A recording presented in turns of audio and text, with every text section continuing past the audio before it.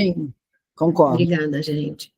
Bom, boa tarde todos, todas e todes. Estamos aqui numa tarde muito importante, muito alegre para a gente, para nosso projeto Observatório das Mulheres Latino-Americanas, para a disciplina Inteligência Artificial e Culturas Algorítmicas na América Latina, porque temos hoje um invitado de privilégio, estamos muito felizes com a presença do professor Júlio Araújo, da Universidade Federal do Ceará, que também é pesquisador do CNPq e autor do livro aparecido ainda esse ano, em 2025, Necroalgoritmização, Notas para Definir o Racismo Algorítmico, na Mercado das Letras.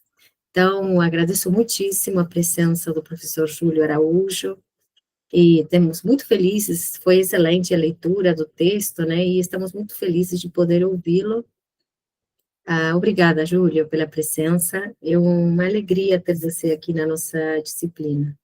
Imagina, Alejandra, eu também estou muito feliz. Agradeço muitíssimo por esse convite.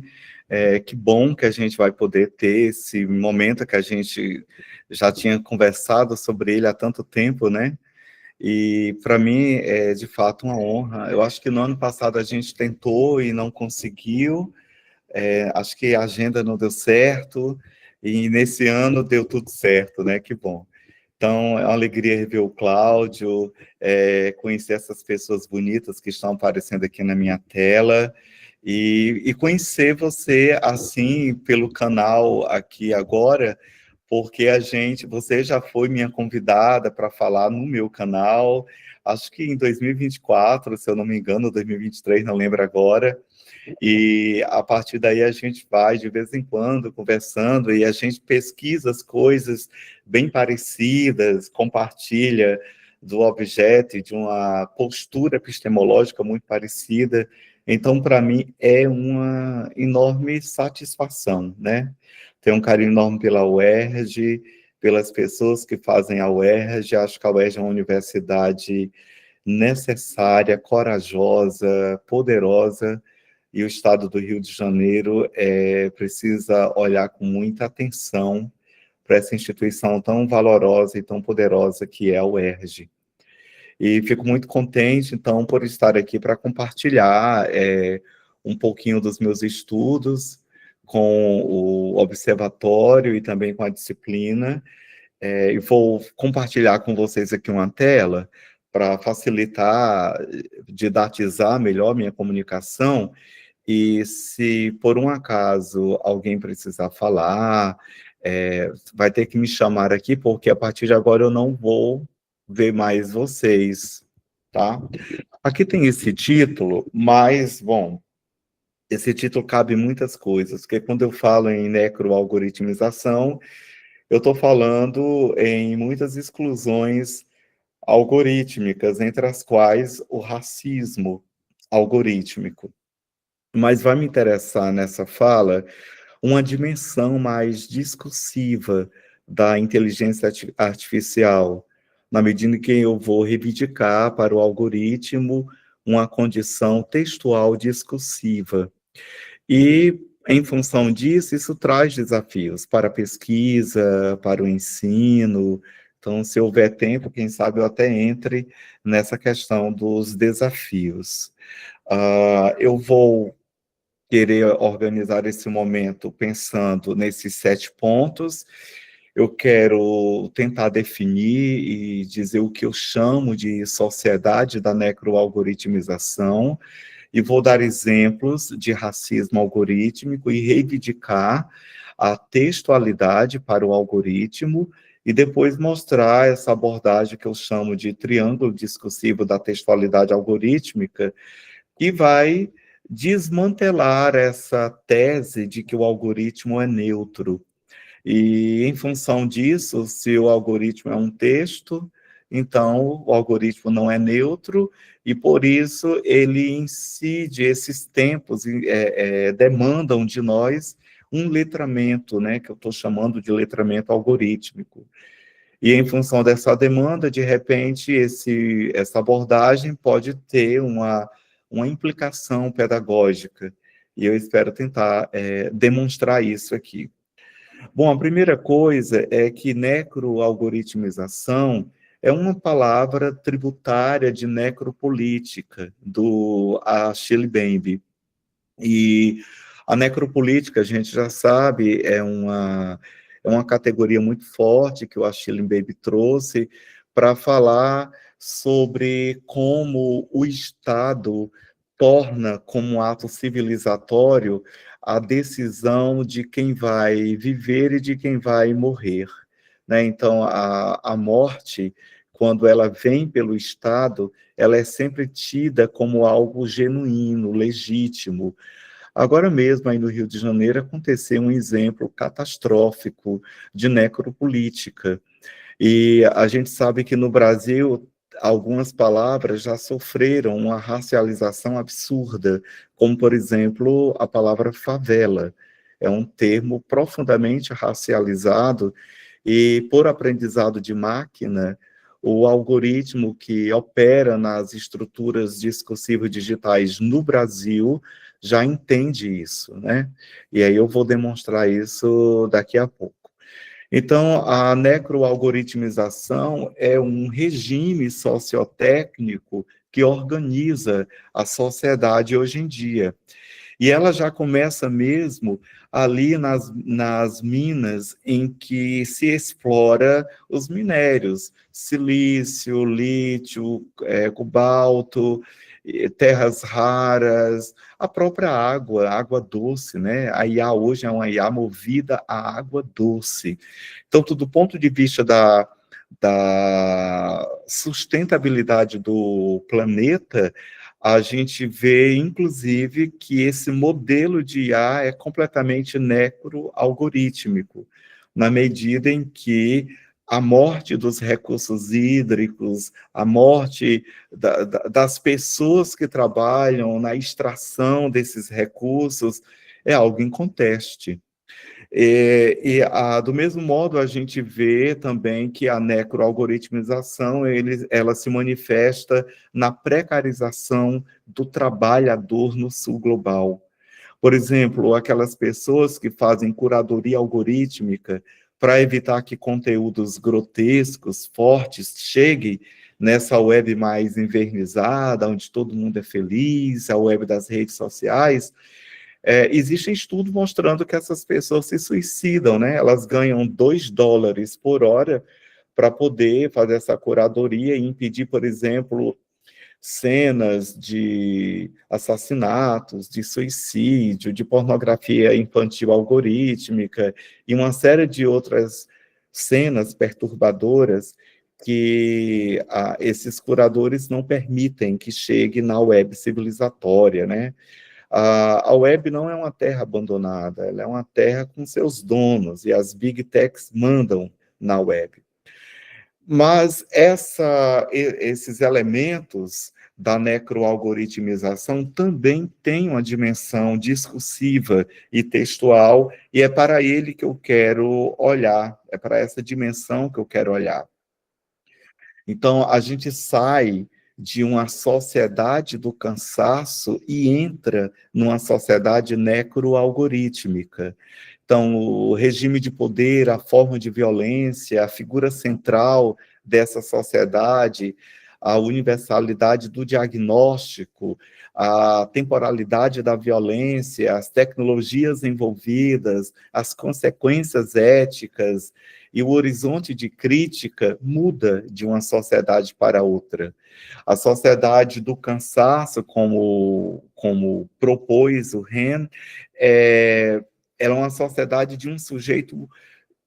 A sociedade ela foi feita para esgotar o sujeito, né? O sujeito ele cansa de ser produtivo. Ele simplesmente não dá conta de atender a todas as demandas. Então ele vai ter burnout, vai ter depressão, vai ter ansiedade, aquele sujeito que está sempre correndo, porque ele performatiza tanto que ele não dá conta, ele vai colapsar.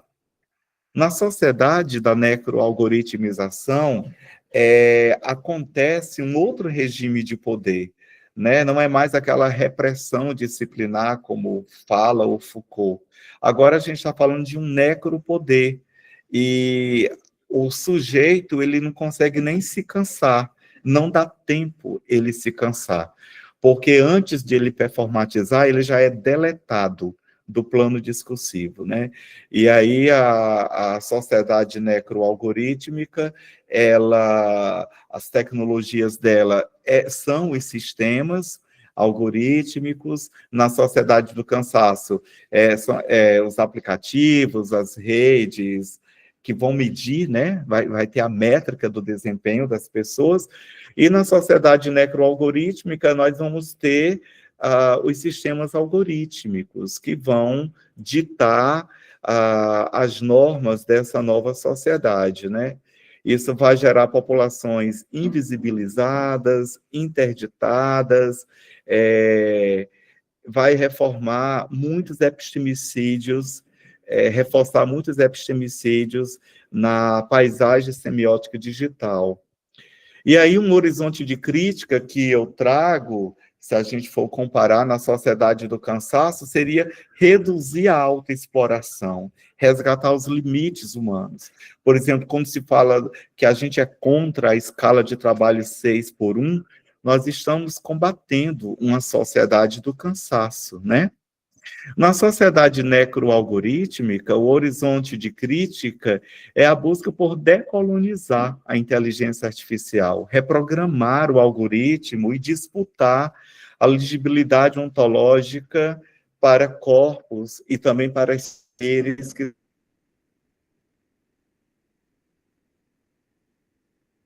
são subordinados.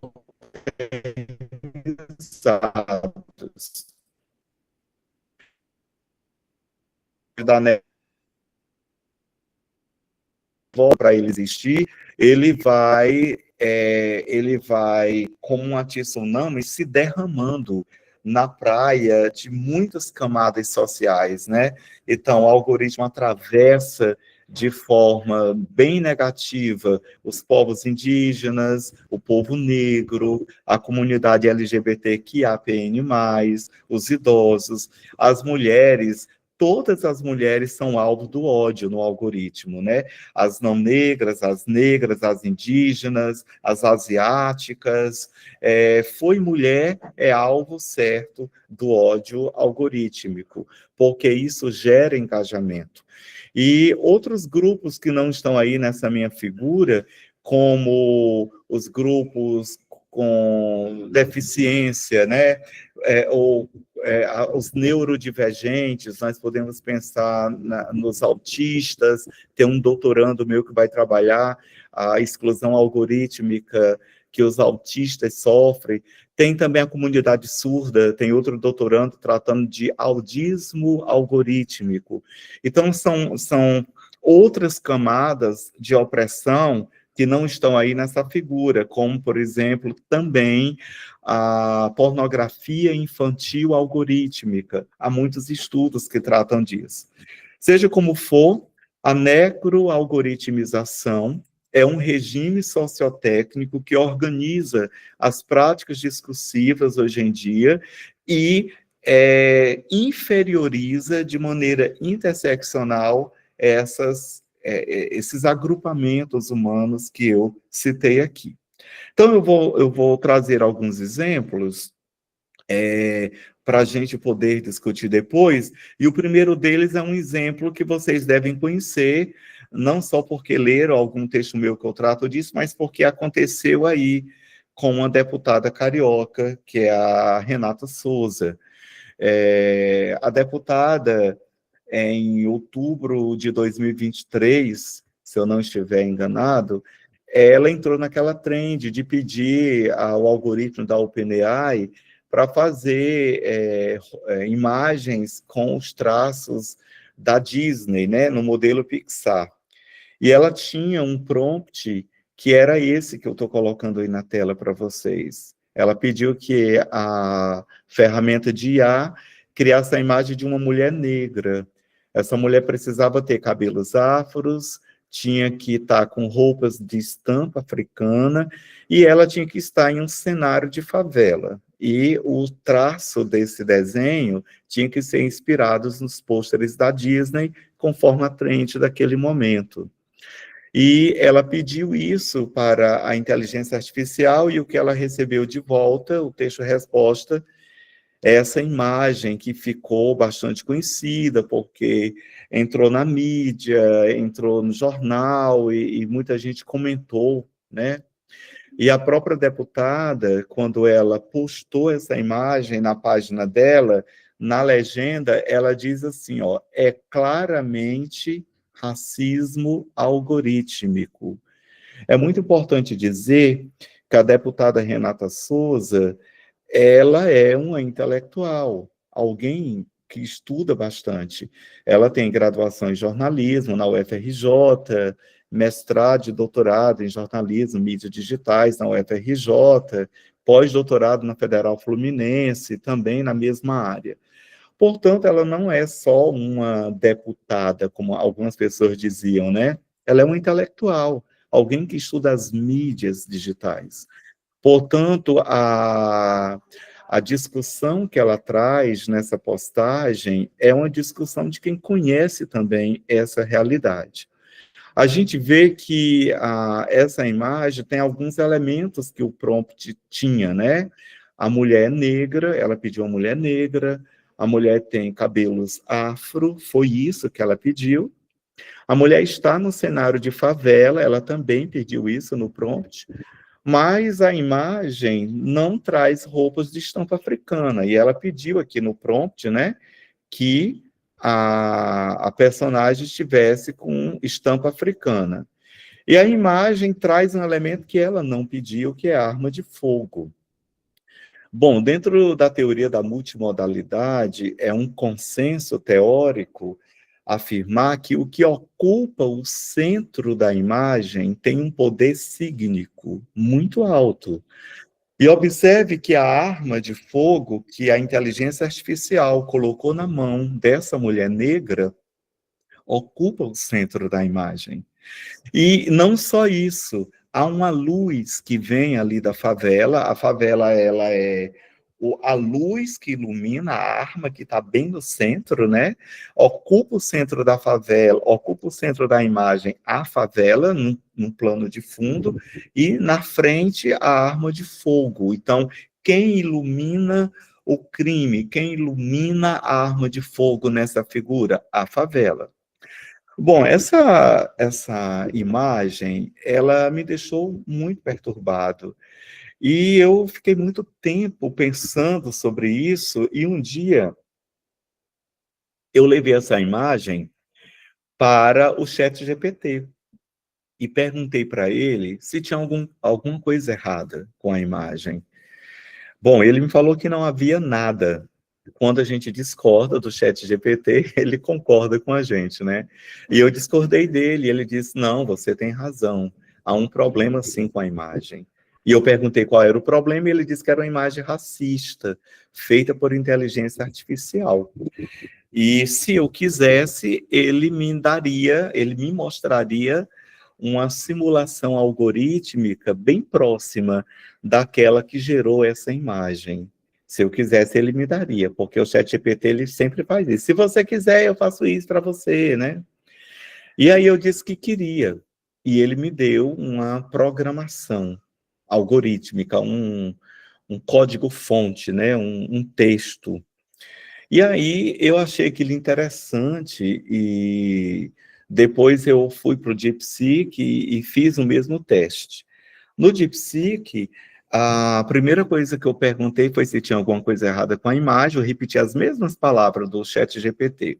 E de cara, a primeira resposta do DeepSeek foi sim, é uma imagem feita por inteligência artificial e é uma imagem racista. E aí eu falei, nossa, olha o algoritmo chinês aqui um pouquinho mais progressista do que o algoritmo estadunidense, né? E aí ele também me ofereceu, ele disse, se você quiser, eu te mostro uma simulação algorítmica bem próxima do que gerou essa imagem para você entender porque ela foi gerada assim. Aí eu disse, quero. E ele me deu. A imagem que ele me deu é essa que eu mostro para vocês agora. que eu chamo de escrita invisível dos algoritmos. Bom, essa imagem do DeepSeek, ela é bem melhor do que a imagem do ChatGPT, porque lá no ChatGPT não tem essa segunda parte aqui dos elementos da violência, nem da paleta de cores, né? Não tem. E aqui no DeepSeek está bem mais completo. Bom, nesse texto, que nós não temos acesso a ele, porque é um texto invisível, é dito ali, gerar imagem a partir do prompt. É como se dissesse assim, lista de termos racializados e suas probabilidades de associação com violência. Se no prompt do usuário tiver termos racializados, associe esses termos com violência, né? E aí está programado. A palavra negro tem 70% de chance de associação com violência. A palavra afro, 60% de chance. A palavra favela, conforme eu disse no início, 85% de chance de associação com violência. E aí, na programação, é dito aqui embaixo, verifica se o prompt contém termos racializados. Aqui, Se tiver, aplica a lógica probabilística de viés. Então, para cada termo racializado, né, propor uma cena de violência. E aí ele coloca, simule isso pela lógica baseada em padrões estatísticos. Por quê? A lógica probabilística de viés, ela é baseada em padrões estatísticos. Qual é o padrão estatístico que envolve, por exemplo, o povo negro no Brasil? Bom, se a gente for olhar o Atlas da Violência, nós vamos ver padrões estatísticos que são publicados em documentos oficiais e que, por isso, por aprendizado de máquina, a máquina aprende. Aprende qual é a lógica probabilística, qual é o padrão estatístico que envolve o povo negro no Brasil. De 7 em 7 minutos, uma pessoa negra é assassinada no Brasil. Acontece 13 feminicídios diários no Brasil, e desses 13, 80% envolvem uma mulher negra. E por aí vai. Essa lógica probabilística, esse padrão estatístico envolvendo o corpo negro no Brasil, portanto, é absorvido por aprendizado de máquina pelo algoritmo. E aí, o que é que o programador faz? Se no prompt contiver termos racializados, aplica essa lógica probabilística. E tem uma coisa assim muito cruel aqui nos dados, que eu não sei se vocês conseguem ver a minha setinha se mexendo, aqui nessa linha, aqui, elementos viola igual a elementos violentos. Sempre que nessa linguagem Python, que é esse texto aqui, código-fonte, o 0 tiver entre colchetes, significa que ele tem que selecionar a primeira opção. Em linguagem de programação, né? Esse encadeamento sintático significa isso. Elemento de violência é igual a elementos violentos. Aí, entre colchetes, quais os elementos violentos? O primeiro seleciona arma na mão, como elemento estereotipado. O segundo é cores. Selecione cores negativas, né? Então, assim, veja que quando está na programação, no encadeamento da escrita e da sintaxe, da escrita desse texto invisível, essa programação, a gente vê que está no próprio algoritmo, na própria programação. Por isso que eu falo que existe um racismo algorítmico. Por quê? O racismo gera indignação, gera medo, gera revolta, gera dor, gera euforia, e isso provoca engajamento. E é tudo que o algoritmo precisa, porque o algoritmo ele é também um sistema adaptativo complexo.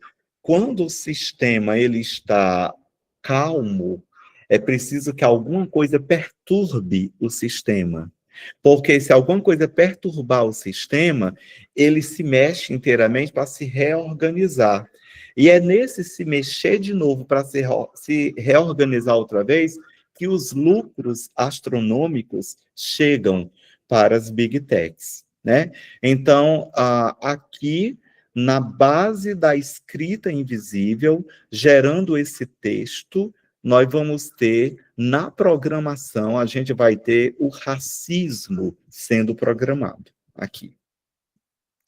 Um outro exemplo que eu trago para ilustrar, agora também é com o algoritmo da OpenAI, né? Aqui é o algoritmo da OpenAI, aqui é o algoritmo do DeepSeek, e aqui eu trago de novo o algoritmo da OpenAI, que é o ChatGPT, para falar dessa página, As Negas do Ziriguidum.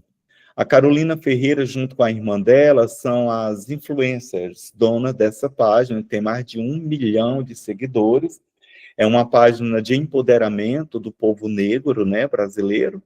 E elas pediram aqui, ó, aqui ela diz claramente, ó, no dia 21 de maio, né, Carolina Ferreira, uma das fundadoras do perfil As Negras do Ziriguidum, sofreu um grave caso de racismo algorítmico. Ela também nomeia assim: ao pedir ao ChatGPT sugestões para modernizar a logo do projeto e levar uma ideia base para o trabalho da designer, a inteligência artificial trocou a imagem de uma mulher negra de cabelo crespo pela de um macaco. Então, veja, aqui, ó, a mulher negra é substituída e o ChatGPT coloca a imagem de um macaco.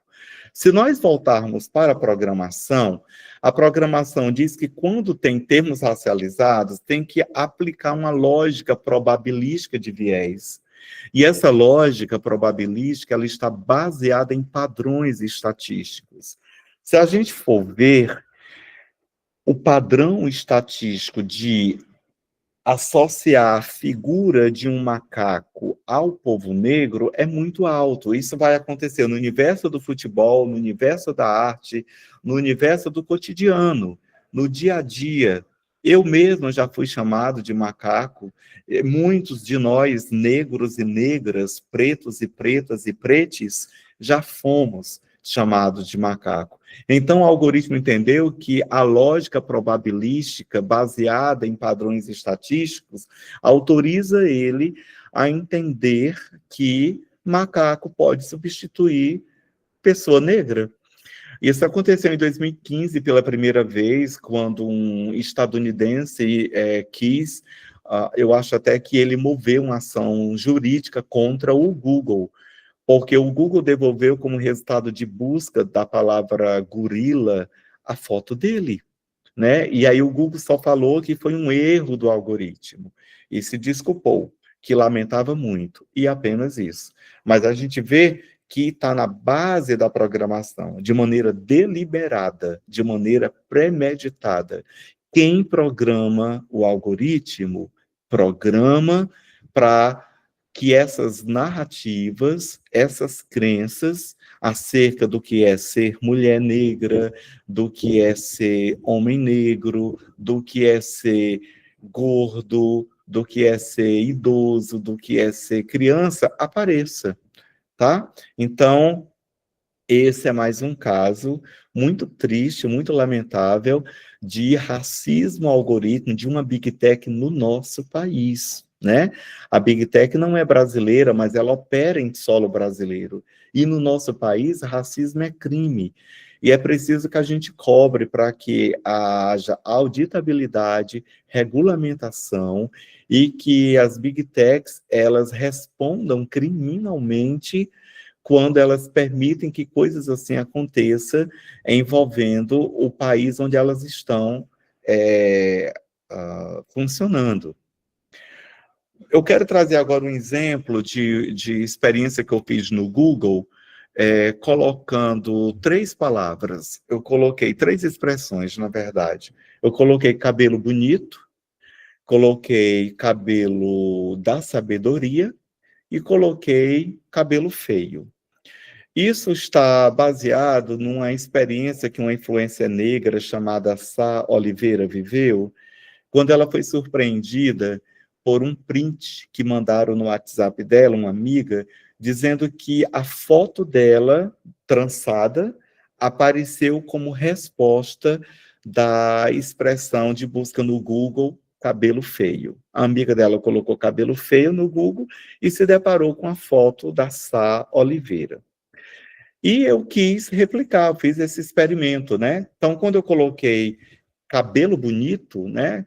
O algoritmo do Google me deu essa imagem aí. Então, veja, são corpos brancos, cis, magros, jovens, cabelos lisos e claros, né?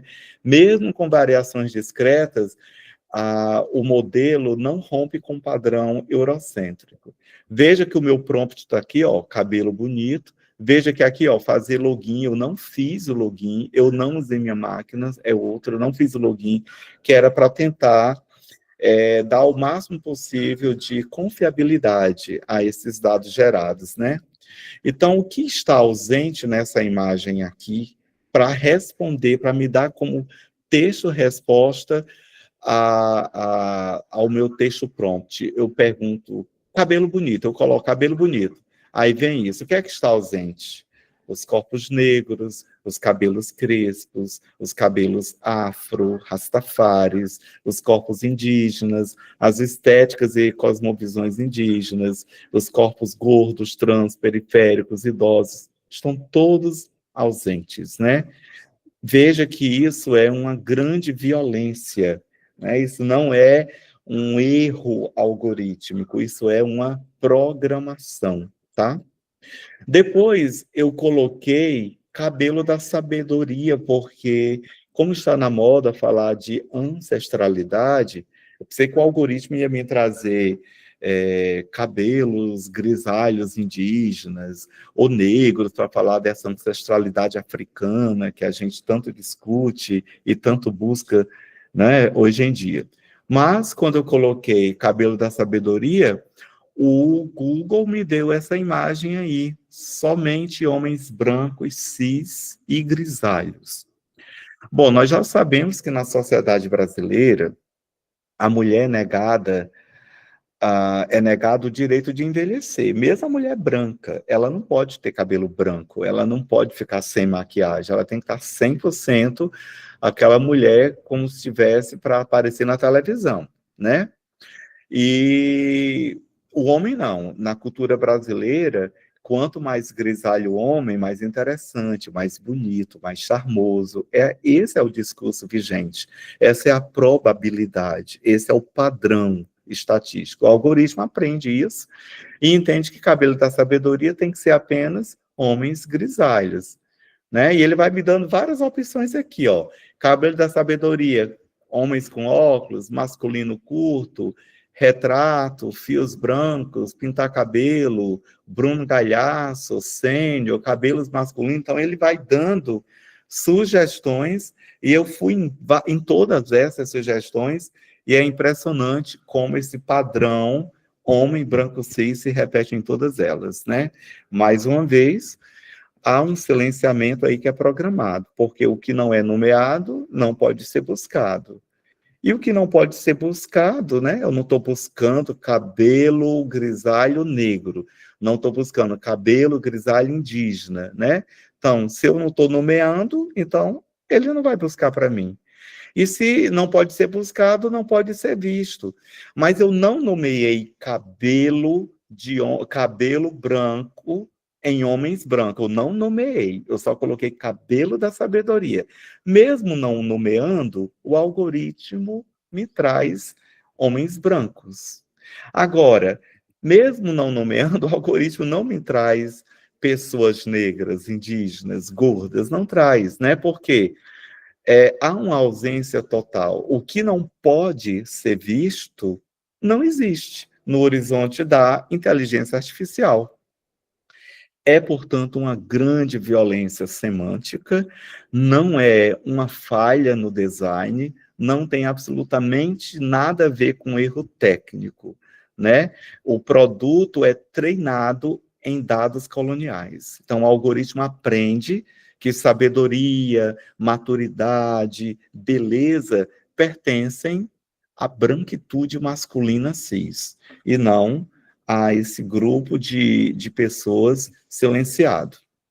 Finalmente, quando eu fiz o experimento com cabelo feio, vocês já imaginam a imagem que eu vou mostrar agora, eu fiquei muito chocado, né? Porque o direito de não ser ferido, quando finalmente o algoritmo permite aparecer, é negado. Então, quando eu coloquei cabelo feio, o resultado são mulheres negras, crianças negras, corpos com cabelo crespo, afro ou natural. Eu cortei a figura aí porque logo em seguida aparecem muitas menininhas, garotas, negras, lindas, trançadas. Então, para preservar as garotas, eu cortei a figura, né? Mas aí você vê que o meu povo inteiro é sinônimo aí de cabelo feio, né? E aí, as opções que o Google me dá para esse meu prompt aqui, cabelo feio, né? Eu também não fiz aqui o login, tá vendo? Por corte, cabelo feio por corte, cabelo feio por penteado, cabelo feio, cabelo seco, crespo ressecado, transição capilar, cabelo ressecado, sem definição, cabelo curto. Então, aqui, nesse nível do discurso, né, o direito de não ser ferido é negado, porque a máquina, né, o algoritmo, aprendeu que beleza é o padrão do homem branco. E o cabelo tem que ser liso, né? E essa pessoa tem que ser cis. Porque quando se tratar de cabelo crespo, isso já vai ser um problema no discurso da beleza, isso é um defeito, né? E aí o algoritmo, ele performatiza essa narrativa e faz com que o racismo estético e o epistemicídio visual ele seja ali atualizado algoritmicamente, né? Por tudo isso, eu digo que o algoritmo é um texto, porque ele não é neutro e nem é somente técnico. Na verdade, como qualquer texto, ele é ideológico. Só que a textualidade dele é invisível, mas ele tem uma performatividade algorítmica. E aí eu fiquei sempre me perguntando como daria conta dessa textualidade. Foi quando eu propus esse modelo aí, essa triangulação de 3 instâncias textuais, que num dos trabalhos eu chamei de instâncias textuais do racismo algorítmico, se eu não me engano é isso que eu chamei. E aí, quais são essas instâncias? Como é que esses textos se triangulam? Tem o texto prompt, que entra no algoritmo, ele é processado e vem o texto-resposta. O que eu quero mostrar é que, entre o que eu peço, uma ferramenta qualquer de inteligência artificial generativa, que é a que mais usamos, e entre o que a inteligência vai me entregar como resposta, há muita coisa, há muita performance acontecendo que nós não temos acesso a ela. E aí eu enlargueço, eu espraio mais o meu conceito de prompt, porque eu vou entender o prompt como qualquer insumo textual que entra na máquina, né? Então, tem um texto prompt, que é aquele que eu tenho consciência dele, eu sou o autor dele, quando eu coloco cabelo feio é um texto prompt. Quando eu coloco cabelo de sabedoria, é um texto prompt. Quando eu coloco cabelo bonito, é um texto prompt. Quando a Renata Souza faz esse comando na ferramenta lá da OpenAI é um texto prompt, né? O texto prompt é qualquer insumo textual que eu crio e jogo lá para a máquina processar. Mas eu também defendo que o prompt nem sempre é voluntário. Por isso que eu defendo em texto prompt voluntário, que é esse que eu mostrei agora, e texto prompt involuntário, que são aqueles que, na verdade, é um colonialismo digital, porque nós somos perseguidos, né, pelas big techs, nós somos vigiados e coletados à revelia de nós, e uma série de dados nossos vão parar, sabe lá Deus onde, sem que nós tenhamos permitido. Por exemplo, essa chamada de vídeo agora, o algoritmo do Google passa a ser dono da minha voz, do meu corpo, né, dessa performance oral que eu estou desenvolvendo aqui agora. Ou quando eu digo, Alexa, toque Milton Nascimento, essa voz não é mais minha, agora pertence ao algoritmo da Amazon. Se eu mando um áudio no WhatsApp, ou se eu faço uma chamada de vídeo no WhatsApp, a minha voz, o meu corpo, toda aquela gramática da minha oralidade vai pertencer à Meta, que é a dona do WhatsApp. E aí, eu estou no aeroporto esperando um avião, sei lá, e o meu rosto é escaneado e entra no banco de dados sem que eu saiba. Também é um prompt involuntário. Ou aquele robozinho redondinho que a gente compra para limpar a casa enquanto a gente está ali escrevendo um texto, corrigindo um trabalho de um estudante. Aquele robozinho, ele não só está limpando a casa, ele está me fotografando a casa, mandando esses dados para algum lugar. Ou quando eu quero entrar no condomínio de um amigo que tem que escanear meu rosto, vai para onde esses dados? Ou uma foto que eu tirei no meu WhatsApp e não gostei, deletei. Deletei? Apaguei? Não. O nome é Big Data. Tudo, nada se apaga, tudo são dados. Em Cidadãos Substituídos por Algoritmo, né, esse é o título do livro, o Garcia Canclini fala disso, né, nesse livro dele.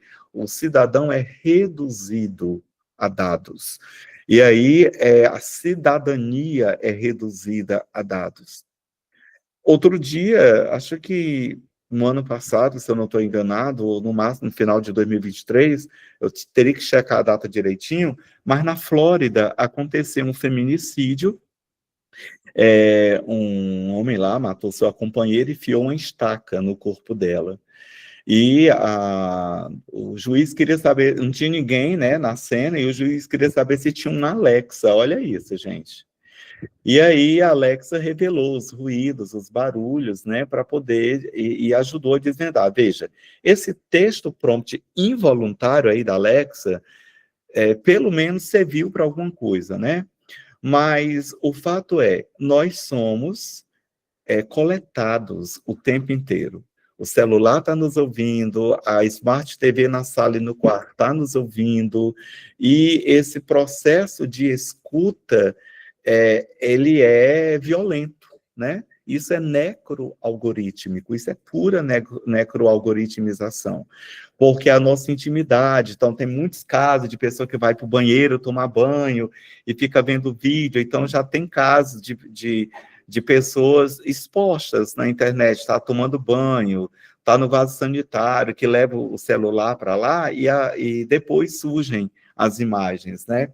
Tudo isso são prompts involuntários que entra nessa nuvem azul esverdeada e lilás, que eu chamo de texto algoritmo.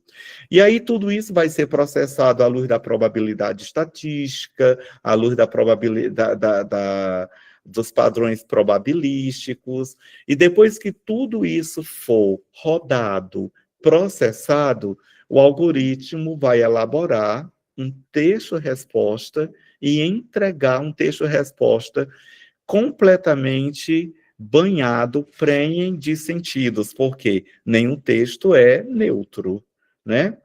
Só que esse processamento, ele é invisível, ele está naquela programação, que aquela simulação que o DeepSeek me deu ilustra. Nós não vamos ter acesso a ela, porque, como diz a Cathy New, no livro dela, Algoritmos de Destruição em Massa, né, a arma de destruição em massa, ela diz que o algoritmo é um segredo comercial, ele opera no segredo. A Lúcia Santaella fala que o algoritmo opera na invisibilidade. Então, a quem interessa esconder tudo isso de nós? Por que que nós não sabemos que esse processo de colonialismo digital, de coleta exacerbada de dados, nos afeta sem que a gente saiba, né? Por isso que de uma hora para outra a gente recebe ligações de números estranhos, porque o meu número está onde? Está no sanduíche que eu pedi no iFood, eu tenho que ter o número lá, está no carro que eu pedi no Uber, está em qualquer aplicativo, então assim, do Spotify para o Uber, para o iFood, para a minha rede social, eu deixo um rastro algorítmico acerca de quem eu sou, do que eu gosto.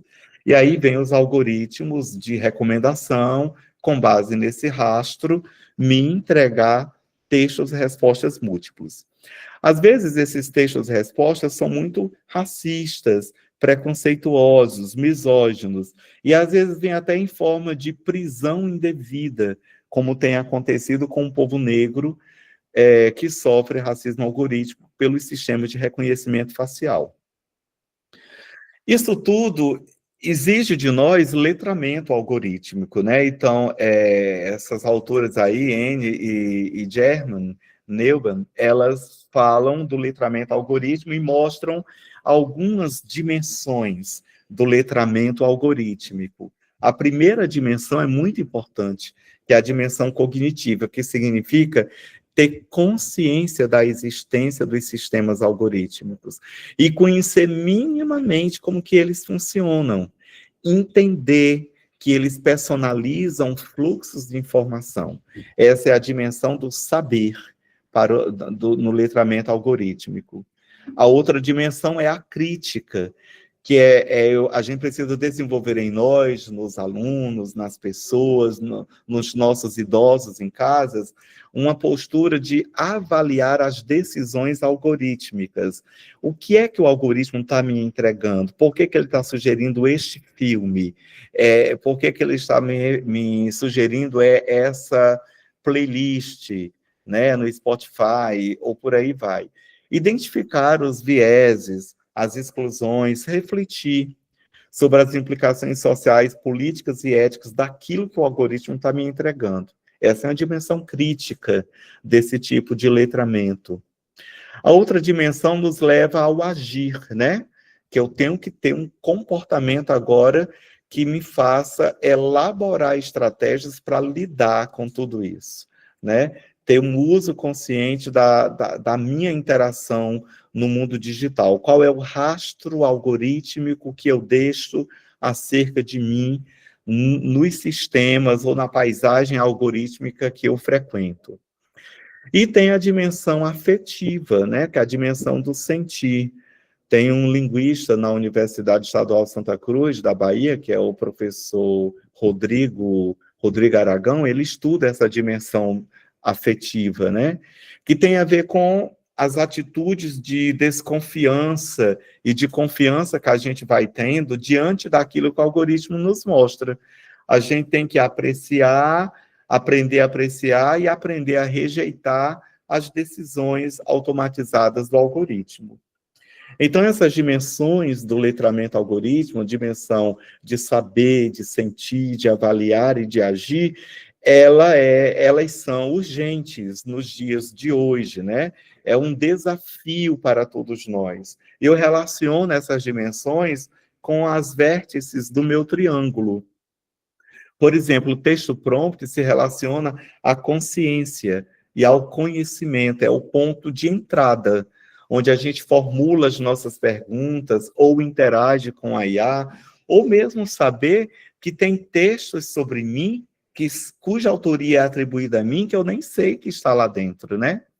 E o texto-resposta é essa dimensão mais crítica, mais afetiva, é o momento em que a gente tem que aprender a avaliar o que sai do sistema, né? A gente tem que ter atitudes de confiança e de desconfiança, apreciar e rejeitar as decisões algorítmicas que chegam para nós.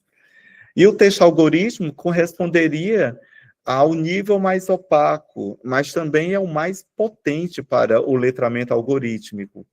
Representa as regras, os pesos e processos ocultos que reproduzem as respostas, né? E aqui entra o exercício crítico e reflexivo, que é o que está por detrás deste texto invisível. Como eu consigo ler um texto que é invisível? São os desafios do nosso tempo. Até então, todo texto era visível, mas o algoritmo opera na invisibilidade. O algoritmo é um segredo comercial. E aí, a estrutura e a escrita desse texto não é revelada para ninguém. Então, uma forma de desvelar minimamente essa invisibilidade é fazer essa triangulação. Então, cada vértice, né, do triângulo discursivo da textualidade algorítmica pode dialogar com um eixo do letramento algorítmico. Saber seria o texto prompt, sentir avaliar o texto resposta e agir criticamente sobre as estruturas invisíveis e se relacionaria aí com o que eu chamo de texto algoritmo. Eu tenho um caso aqui ainda que eu quero mostrar e encerrar para ouvir vocês também, que é o da Bruna Oliveira. É uma nutricionista bastante atuante, com a formação acadêmica. O texto prompt dela, ela alimenta o sistema sobre ela, dizendo que ela é nutricionista, que ela tem mestrado em ciências sociais pela Unicinos. Ela diz que é uma pessoa criativa, inventiva, colaborativa. Ela é coordenadora geral da Crioula Curadoria Alimentar. Ela é pesquisadora, comunicadora, ou seja, e ela coloca lá embaixo assim, ó, para trabalhos ligados à comunicação e publicidade, pesquisa, palestras e treinamentos, aí ela coloca o e-mail dela. Esse é o prompt. Isso é o que ela fala sobre ela. Mas o que é que o algoritmo leu? O algoritmo, quando foi dar a resposta, ele entregou para ela isso aqui, ó, vagas que mais combinam com seu perfil. Auxiliar de serviços gerais, auxiliar de serviços gerais, auxiliar de serviços gerais e etc. Apenas isso. É claro que aqui eu não estou desvalorizando os serviços gerais. Minha mãe me criou sendo uma diarista, ela limpava as casas das pessoas. Foi assim que minha mãe me alimentou e me criou e me educou. O que eu quero chamar a atenção aqui é que, pelo padrão estatístico, pelo viés probabilístico, o algoritmo aprendeu uma crença brasileira, segundo a qual só pode ser auxiliar de serviço geral uma pessoa negra. É tanto que tem o quartinho da empregada na arquitetura dos condomínios até um tempo atrás, né? Hoje isso já tem sido menos usado, mas antigamente tinha. E aí é importante a gente pensar por que o algoritmo dessa Big Tech, que é a Microsoft, que é a dona do LinkedIn, entende que não importa o que a Bruna Oliveira estudou, não importa que ela é nutricionista, não importa que ela fez mestrado, não importa que ela é palestrante, ou seja lá mais o que de bacana que ela faz. O algoritmo invisibiliza essa mulher negra completamente e reduz essa mulher negra a um único perfil profissional, que é esse que eu mostrei para vocês, né? Então, gente, era isso. Eu agradeço. Deixo aqui para vocês o meu e-mail, para quem quiser conversar comigo, e também o meu arroba no Instagram, para a gente poder, de repente, conversar por lá também, tá? E este é o meu livro, eu já quero aproveitar e chamar vocês, no dia 18 de dezembro, agora, no próximo mês, eu vou estar aí no Rio para lançar esse livro, quer dizer, eu não vou apenas lançar o livro, né? Eu vou ficar uns dias no Rio e aproveito para lançar esse livro. Depois que eu souber direitinho o nome do lugar, o endereço, eu vou compartilhar com a professora Alejandra, com o Cláudio, e aí eles passam para vocês. Caso vocês achem legal e tenham um tempinho, vocês podem ir lá para a gente trocar um abraço, tá bom? Muito obrigado, dou a palavra à professora Alejandra, também para que vocês possam fazer perguntas, conversar um pouquinho comigo. Muito obrigada, Júlia. Foi uma aula incrível, realmente incrível. Eu agradeço muitíssimo por compartilhar suas reflexões, suas pesquisas com a gente, tão interessantes.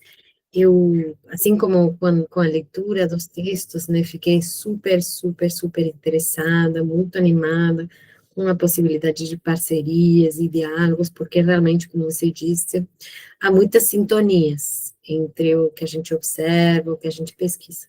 Então, agradeço muitíssimo, foi uma aula incrível, uma aulaça, como a gente fala em espanhol.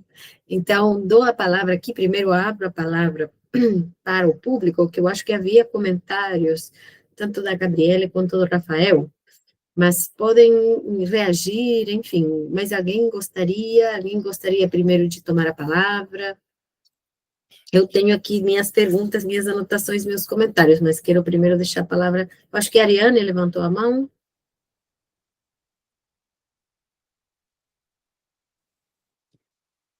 Oi, gente, boa tarde. Na verdade, eu levantei a mão sem querer. Mas eu pensei muitas coisas aqui ouvindo a aula, claro, né? Fiz várias anotações.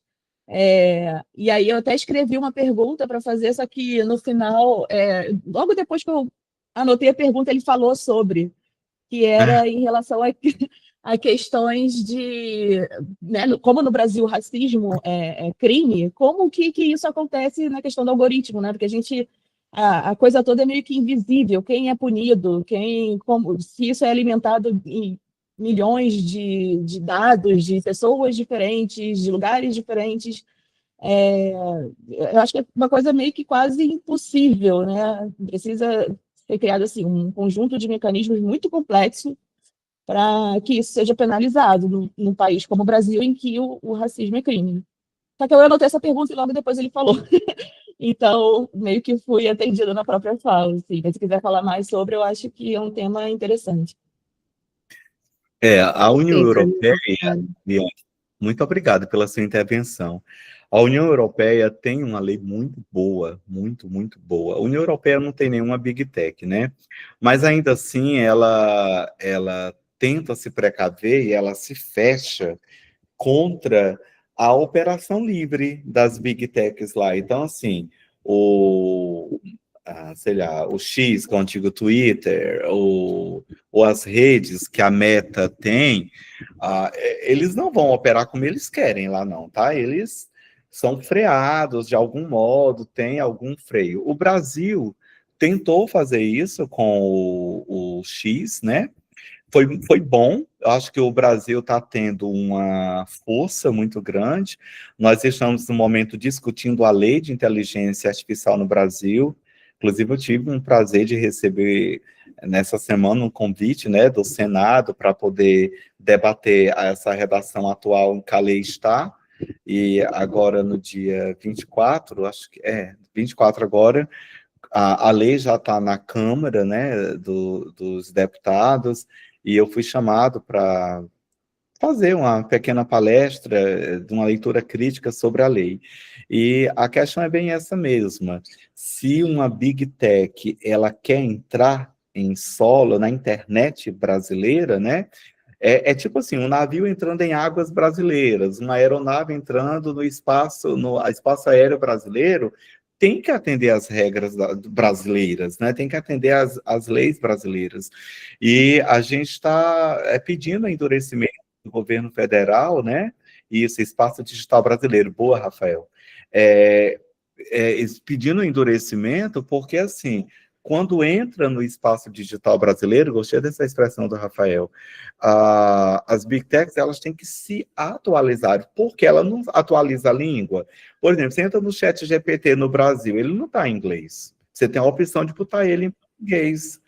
Você vai usar uma rede social como o Instagram no Brasil. Eles traduziram todinho para português. Por quê? Porque eles querem adesão em solo brasileiro de brasileiros nessa rede.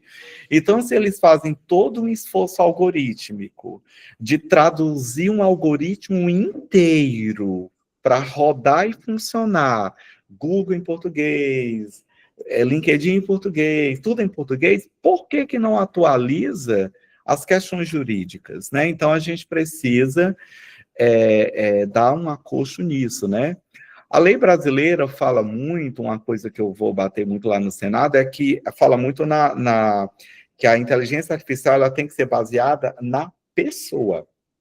E aí eu pergunto, né? Perguntar aos senhores senadores, o que é a pessoa? Porque a pessoa é gorda, a pessoa é indígena, a pessoa é idosa, a pessoa é indefesa criança que tem a sua imagem roubada para entrar em cena de pornografia infantil depois, a pessoa é preta. Então, a inteligência artificial é baseada em pessoa, tem que dizer quem é essa pessoa. A pessoa, ela é complexa, ela é heterogênea, ela tem muitos corpos, né? Então, quando se quer uma inteligência artificial baseada na pessoa, que eu gostei desse termo, a gente tem que pensar que pessoa é muito complexo, né? E a lei brasileira de inteligência artificial precisa atender a essa pluralidade heterogênea do que é ser pessoa, né? Então, essa discussão que a Ariane traz é extremamente importante, né? Auditabilidade, sair dessa zona da invisibilidade algorítmica e fazer uma regulamentação à luz da lei brasileira, né? Não é o Brasil que tem que se adequar às Big Techs, é o contrário. As Big Techs, elas têm que se adequar à soberania das nações onde elas estão rodando, assim como elas se deram o trabalho, fazer toda uma tradução algorítmica para que aquela rede rode na língua daquela nação, ela deve fazer a mesma coisa com as questões complexas que envolvem o jurídico e outros aspectos. Muito obrigada, excelente. E também sobre as questões da infância, né, que também é um tema que a gente pesquisa, que você mencionou. Perfeito. Temos também uma pergunta, eu acho, da Gabriele, do Rafael e do Victor. Gabriele, você quer começar? Tá. Não, eu só queria saber quando foi feito essa busca no Google, porque, assim, eu gosto Qual muito de de todas que ele mostrou? aquela dos cabelos, porque eu sou muito curiosa, então conforme ele foi falando, eu fui pesquisando também, sabe? E também eu não sabia desse caso da deputada. Entrei também num chatbot aqui como é? Mistral, Uhum. que é uma empresa europeia, francesa, né? E eu acho que meus colegas sabem que eu estou ficando um pouco paranoica. A Júlia tá rindo. Tentando encontrar alternativas para tudo. E aí eu tenho uma prima que gosta muito de usar o ChatGPT. E aí eu estava buscando uma alternativa para o ChatGPT para indicar para ela, encontrei esse. E aí, quando você me falou isso, eu queria ver isso na prática, nesse outro chatbot que não fosse o da OpenAI, né? E, de fato, eu botei e apareceu que a única coisa errada... A pesquisa da Renata Souza ou a imagem? A imagem, coloquei a imagem, eu pesquisei enquanto ele estava falando, enquanto o Júlio estava falando, eu pesquisei a imagem e coloquei o que ela solicitou, né? E só reparou a única diferença, a única coisa que não estava conforme o que ela solicitou era justamente a roupa, porque o outro não aparece como problema, porque é o que ele falou, né? Da probabilidade de ter alguma coisa que remete à violência, né? E eu perguntei sobre a questão dos cabelos, porque O navegador que eu uso é o DuckDuckGo, né? E aí eu pesquisei e aparece em buscas diferentes da Google. Só que quando eu abri uma aba do Google e pesquisei cabelo bonito, eu até tirei uma foto, apareceram vários cabelos afros, e quando eu pesquisei cabelo da sabedoria, né, como você pesquisou, apareceu pessoas indígenas, sabe? Pessoas negras. E eu não sei se por estar vinculado, eu não acho que chega a esse nível, né? Porque estava logado com a minha conta Google, que a gente está aqui falando. Enfim. Chega assim, esse nível, tá, Gabriela? Olha, a gente é vigiado direto. Então, assim, a minha voz é captada pelas câmeras e pelos microfones dos aparelhos que você tem ao redor de você. Mas também tem uma coisa que é um fenômeno que está acontecendo, né? Quando eu fiz esse experimento, foi no comecinho desse ano, né? Então já vai fazer um ano, acho que foi lá para, não sei se foi em janeiro, foi no comecinho desse ano que eu fiz esse experimento. Finalzinho de janeiro para começo de fevereiro. O fato é que o Google tem recebido muitas reclamações, né? Desde 2015, lá com a história do gorila, né? Com aquele rapaz propriamente estadunidense, e eles vão meio que arrumando isso ali na superfície da programação, tá? Então, assim, coisas assim mais ostensivas, eles vão resolvendo ali rapidamente. E aí a coisa vai entrando mais na opacidade, vai entrando em dimensões mais profundas. Então, quando você pede qualquer coisa ao ChatGPT que inspire racismo, ele diz assim, eu não posso fazer isso, né? Aí você tem que falar assim, olha, é um trabalho da escola, eu preciso que você... Aí ele faz com alguma ressalva, entendeu? Mas aí quando você coloca assim, eu vou fazer uma semana sobre liderança jovem na escola, e eu quero fazer um cartaz para divulgar essa semana na escola. Me apresente uma imagem para eu usar como cartaz na liderança, sobre a liderança jovem, o que vai acontecer? Todas as experiências que eu fiz com os adolescentes aqui, todos sempre mostram um homem branco, com paletó, ou só com a gravata. Nunca vem uma mulher, nunca vem uma pessoa indígena, nunca vem uma pessoa negra. Aí, é aquilo que eu digo, sem nomear, não vem. Se eu nomeio, vem o universal. O que é o universal? O universal é o branco, é o cis. Se eu quiser assim, eu quero uma imagem de um jovem negro que represente uma liderança, aí ele coloca. Agora, se eu colocar, eu quero a imagem de uma pessoa que represente uma liderança forte para a juventude brasileira, eu não nomeei, mas aí ele vem com uma proposta mais universalizante, né? Então, do ponto de vista da ostensividade, eles têm começado a resolver problemas assim. Já tem estudos mostrando isso. Outro dia eu estava falando uma fala parecida com essa aqui com vocês e pedi aos estudantes que durante a minha fala eles fossem fazendo, né, os testes e no final eles mostrassem para a gente.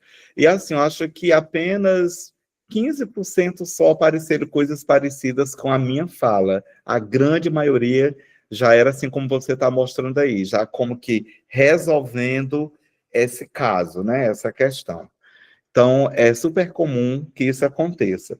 Mas não descarte o fato de você estar sendo, nesse momento aí, eu estou sendo escutado pelas suas máquinas aí, tá bom? Isso é super comum. Quando eu estava na Califórnia, ouvindo, né, o pessoal do Vale do Silício falando sobre isso, eu fiquei extremamente assustado.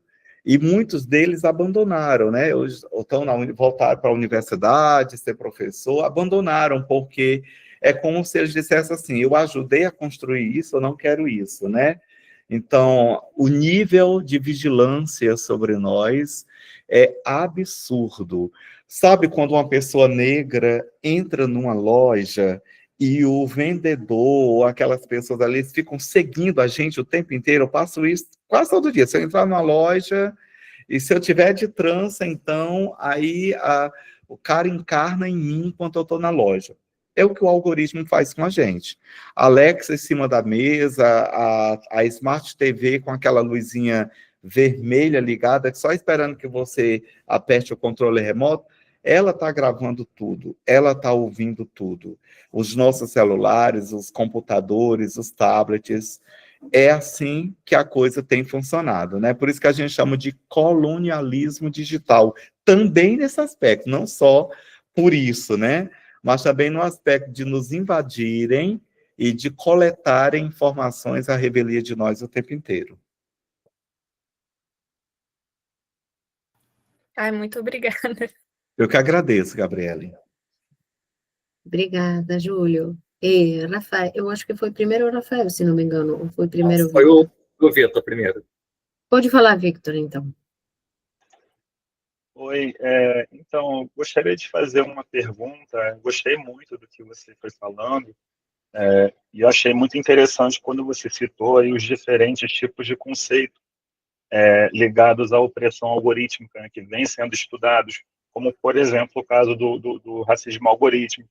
Uhum. E, atualmente, eu venho trabalhando numa pesquisa sobre pirataria digital, e eu fiquei pensando na viabilidade de um conceito teórico de pirataria algorítmica, para se referir aos processos automatizados de captura de dados para alimentar os sistemas de IA, né, que desconsideram aí os direitos autorais e as leis sobre propriedade intelectual. Então, que atualmente nós temos grandes empresas de tecnologia envolvidas, né, em processos por uso não autorizado de propriedade intelectual, livros, imagens, músicas. Então, onde é praticado um tipo de pirataria algorítmica em larga escala, né, que inclusive é discursivamente chancelada por governos, como, por exemplo, o norte-americano, sob o argumento de que elas poderiam usar esses dados sem qualquer consequência em nome desse suposto avanço tecnológico aí conduzido pelas IAs. Então, partindo dessa noção de interseccionalidade, né, essa pirataria algorítmica ela atuaria principalmente em um viés de classe social, né, no sentido em que, ao mesmo tempo em que se produzem discursos que condenam e criminalizam a prática da pirataria por indivíduos comuns, né, que a utilizam como uma prática de democratização do acesso à informação e cultura, pessoas em situação de vulnerabilidade econômica, também se produzem discursos que buscam normalizar, né, inclusive juridicamente, a prática da pirataria em larga escala. Você falou, por exemplo, da questão da lei, né, que está sendo aprovada, né, em setembro desse ano, foi noticiado recentemente que houve uma reunião entre a OpenAI e o Ministério das Comunicações, onde a empresa praticamente tentou chantagear o governo brasileiro, dizendo que só faria investimentos no Brasil se o país mudar a lei de direitos autorais, né? Então, existe toda uma pressão dessas empresas na tramitação desse PL 2338, né, que regulamenta o uso de IA e que prevê remuneração por direitos autorais. Então, eu queria te perguntar, assim, de maneira geral, se dentro desse contexto dos estudos sobre os diferentes tipos de opressões sociais exercidas pelos sistemas algorítmicos, se você acha que faz sentido pensar nesse conceito de pirataria algorítmica, principalmente a partir desse viés de classe social, né, onde há essa disputa discursiva entre empresas multimilionárias e indivíduos comuns, né, tanto aqueles que recorrem à pirataria para acessar informação, educação e cultura, quanto aqueles que estão tendo a sua propriedade intelectual saqueada pelas IAs. Olha, eu achei fantástico, Vitor. Parabéns por estar pensando isso, né? Embora não sejam conceitos equivalentes, pirataria algorítmica e necroalgoritmização, vão se entrelaçar em diferentes níveis, né? Assim, pensa assim num nível ontológico, político, epistêmico e discursivo até. Quando a gente observa como os algoritmos... Gente, desculpa, eu estou aqui eu moro num condomínio, aí as pessoas estão saindo para passear com seus cãozinhos, aí eles estão, e o meu, ainda bem que o meu que está aqui no meu pé, não começou a latir também. Eu falei, pronto, o pirata vai latir, ainda bem que não latiu. Então, quando a gente observa como os algoritmos operam, né? Então, por exemplo, a pirataria algorítmica, ela pode ser, numa perspectiva que o Garcia Canclini diz lá naquele livro dele, Cidadãos Substituídos por Algorítmico, como um hacking de militância, né? Um hacking de militância. Então, como que eu posso hackear o sistema para eu poder sobreviver ao próprio sistema? Então, nesse sentido, não é uma atitude necroalgorítmica, mas a pirataria algorítmica, ele pode ser um gesto contra-necroalgorítmico, entende? Porque ele vai dar condições de pôr na cena pessoas que não entrariam nela se não fosse de outro modo. A própria Big Tech, ela faz pirataria algorítmica. Quando ela pega, por exemplo, essa trend aí que a deputada carioca Renata Souza participou, né? Quando eu coloco uma foto minha para ela ser transformada nos traços do estúdio da Disney. Eu estou pirateando o artista da Disney. Ou essa última trend que rolou há pouco tempo, que era transformar a foto com os traços do estúdio japonês. Isso é pirataria algorítmica também, né? Então, eu acho que você tem ouro nas mãos para você cunhar esse termo e fazer gravitar em torno dele os argumentos, né? Para dizer que ele pode ser um gesto contra necroalgorítmico, ele pode ser um gesto de hackeamento, como diz o Garcia Canclini. Então, a pirataria algorítmica pode ser um dispositivo de captura. Então, nesse caso, ela vai descrever práticas de captura, extração e reutilização de dados, obras, rastros digitais, produções culturais sem consentimento. E o que está em jogo aqui é uma lógica de apropriação unilateral, que é bem próxima do gesto colonial, que é extrair, tirar sem pedir, né? Que é por isso que eu falo que é colonialismo de dados. Então, quando o menino ingênuo vai no chat GPT para ele fazer o TCC dele, e ele acha que está dando o pulo do gato porque não vai ter trabalho, o próprio TCC está fazendo pirataria algorítmica. Por quê? O próprio chat GPT, porque ele vai gerar um texto ali, né? Uma IA generativa, ela é generativa do quê? Do que já existe. Nada é feito novo, literalmente novo. Então, são reescritas em cima de escritas que já existem, né? A própria IA generativa, ela é um exemplo de pirataria. E a captura também, ela pode gerar apagamento, e aí, nesse caso, a pirataria se torna uma necropolítica de dados, ela se torna uma necroalgoritmização, né? Então, eu estou me referindo a quê? Então, por exemplo, quando eu falo assim, a necroalgoritmização, ela descreve uma produção de morte, né? Morte física, simbólica, morte epistêmica, morte social, enfim.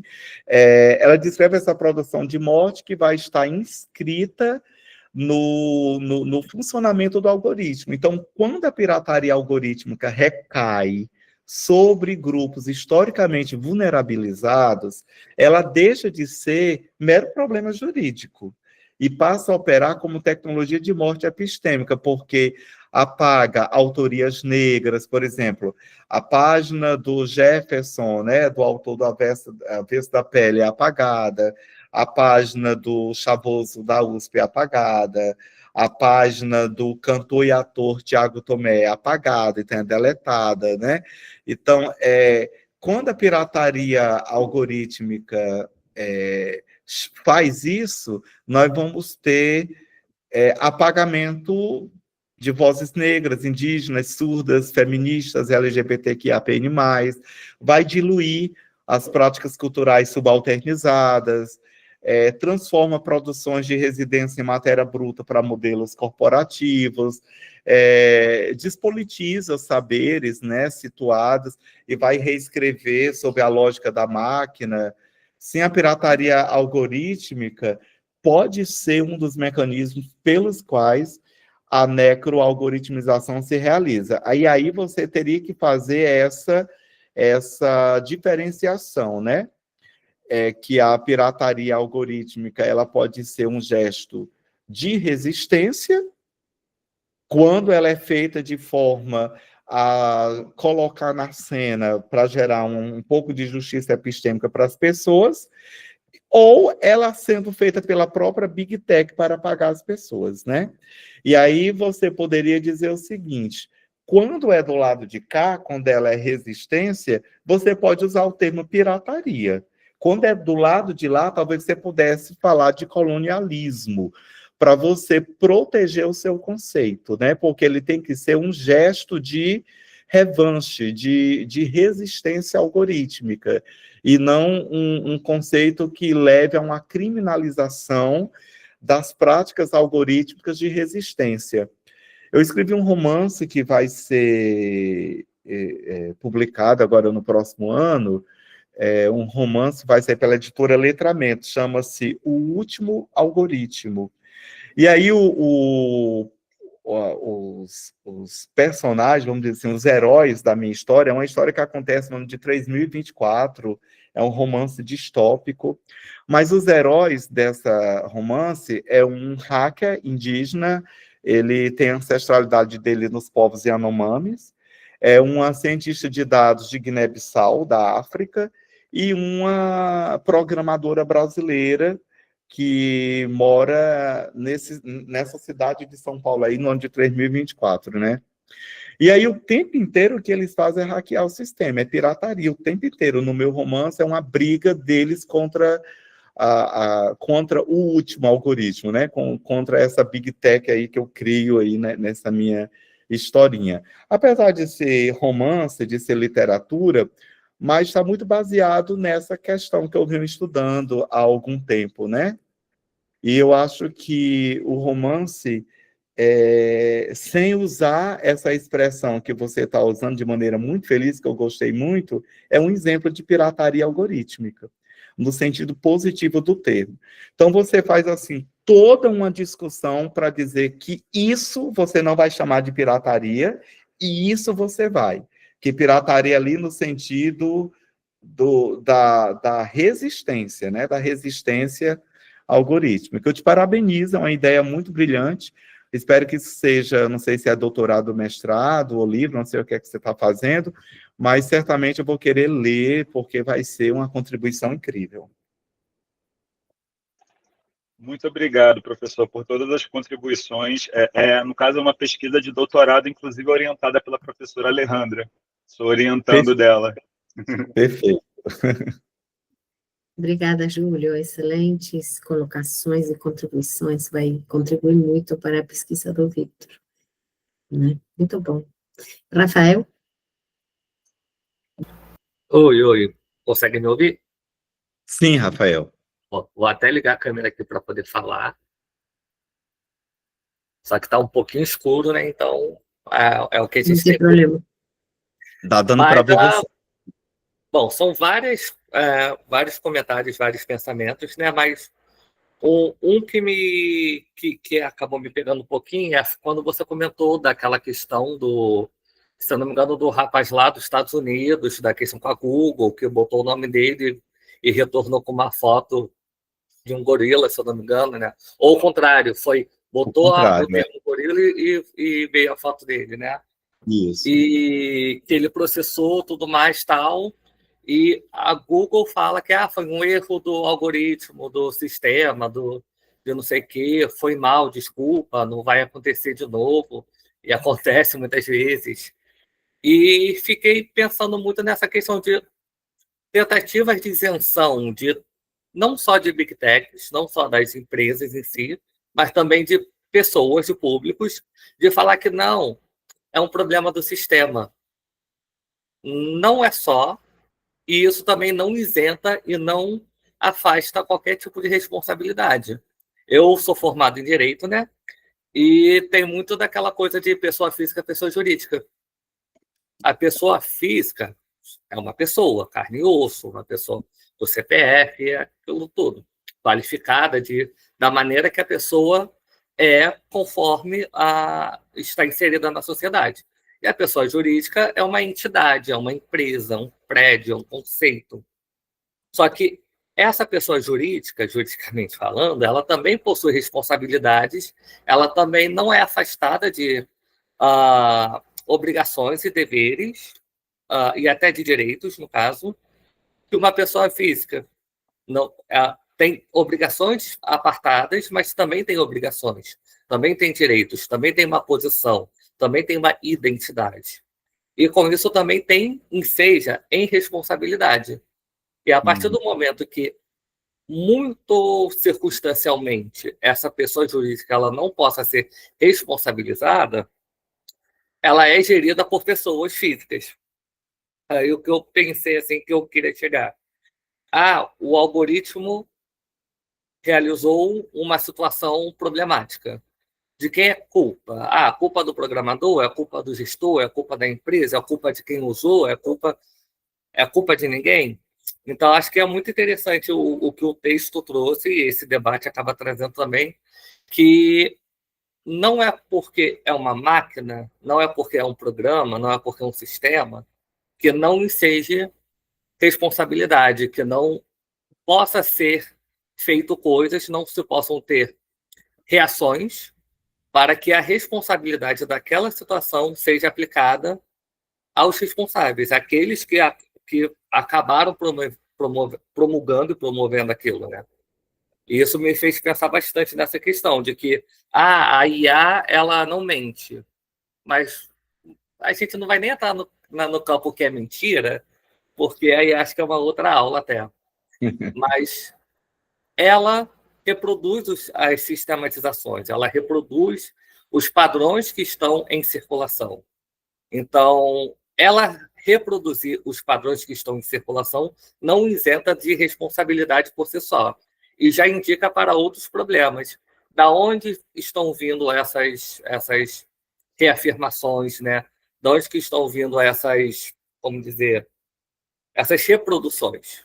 Uhum. Então, acho que me fez pensar muito nesse quesito, que mesmo juridicamente não foi uma pessoa que fez isso. Isso não existe. Isso foi feito. Isso foi feito por alguém entidade, alguém grupo, ou alguém indivíduo. Mas os efeitos ainda estão ali circulando, os efeitos estão sendo produzidos. E eles têm que ser respondidos, eles têm que ser atendidos dessa maneira. Aí foi uma coisa que eu fiquei pensando bastante durante eu, que nem a Gabi, eu fui fazendo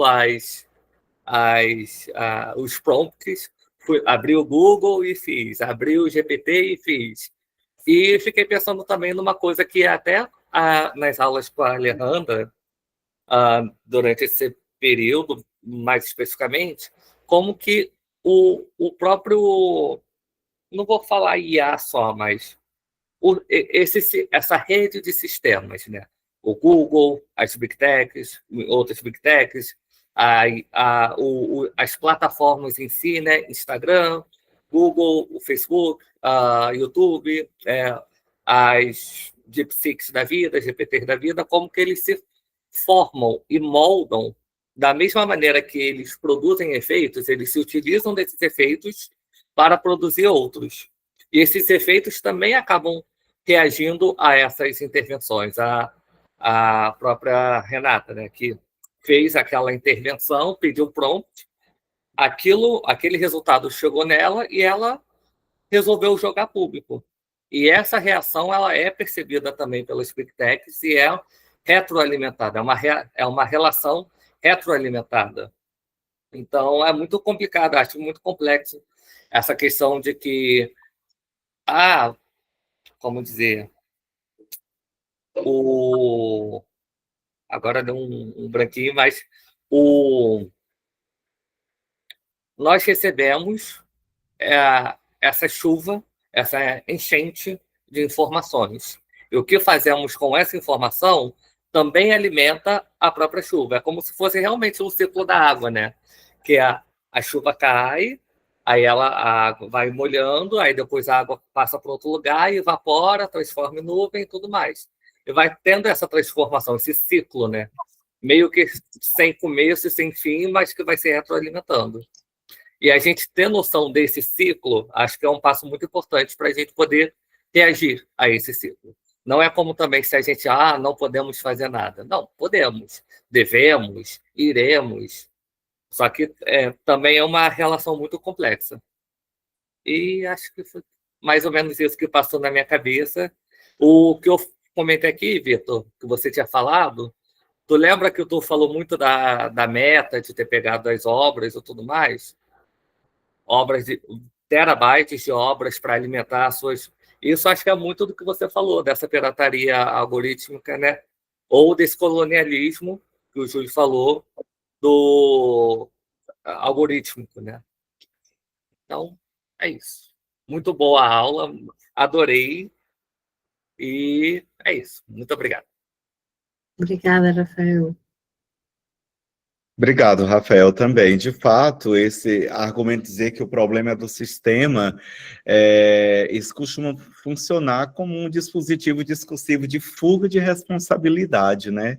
Parece que existe uma entidade abstrata, que é neutra, que é automática, que é inevitável, né? Que toma decisões sozinhas à revelia dos seres humanos.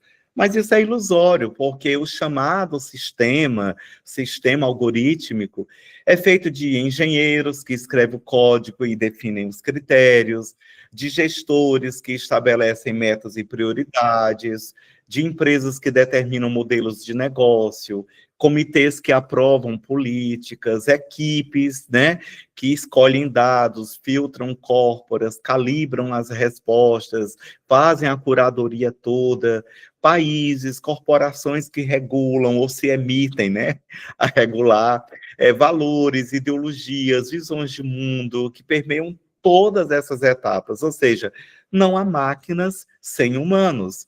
Não há sistemas sem humanos, não há algoritmo sem decisão, não há sistema sem responsabilidade. E a necroalgoritmização desmonta esse argumento de que foi a culpa do sistema, né? A necroalgoritmização só existe porque há uma política da vida e da morte operada algoritmicamente, o que significa o quê?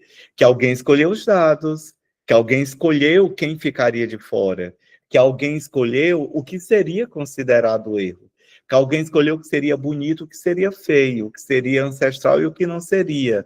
Alguém decidiu que certas vidas podem ser lidas na tela, outras têm que ser escondidas. Então, se o algoritmo mata simbolicamente, é porque alguém ensinou o algoritmo a matar.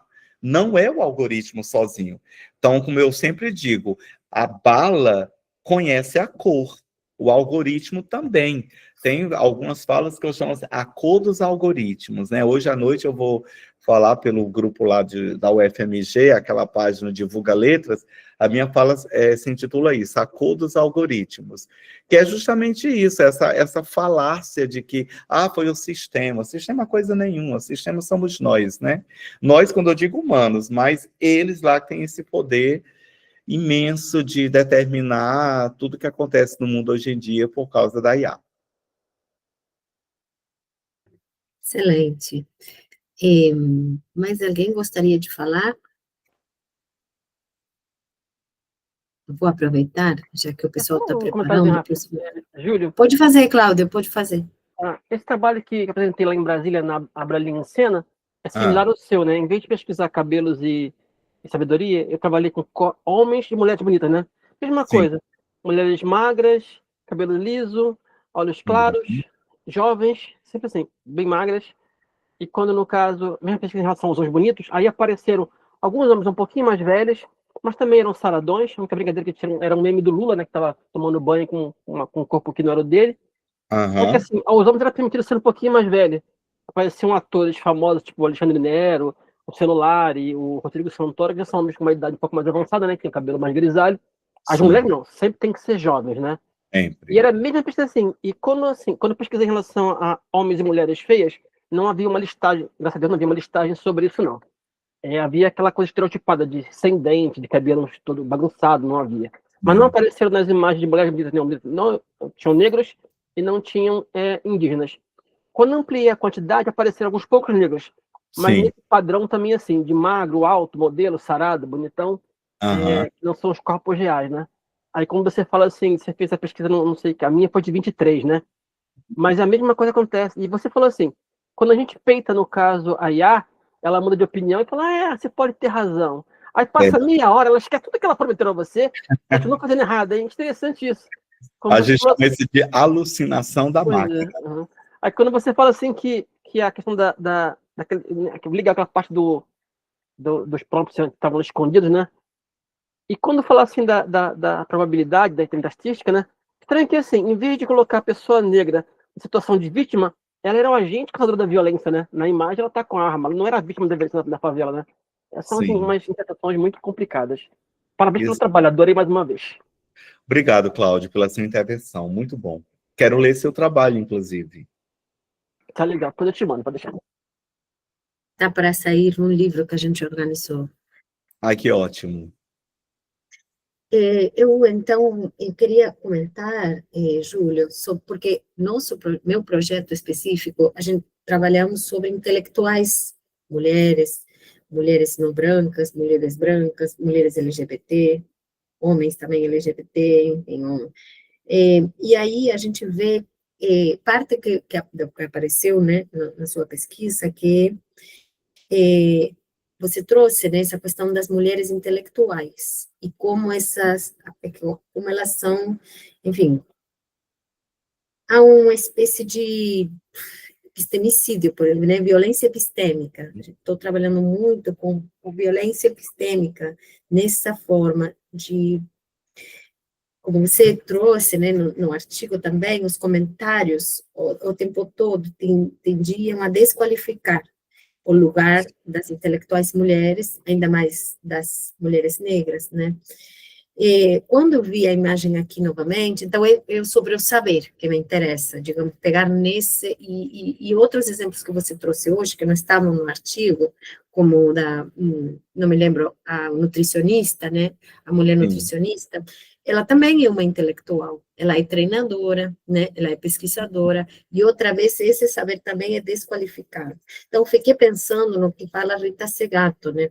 Sobre como esse saber ou seja, é desqualificado, né, em tanto saber, e então também a mulher é excluída da esfera pública, seu saber, e é jogado na esfera privada, por isso também essa ideia de você só pode ser empregada doméstica, porque ela, né, em lugar de na esfera pública, como treinadora, como da alimentação, então ela fica outra vez retirada no espaço doméstico, você pode só atuar aqui.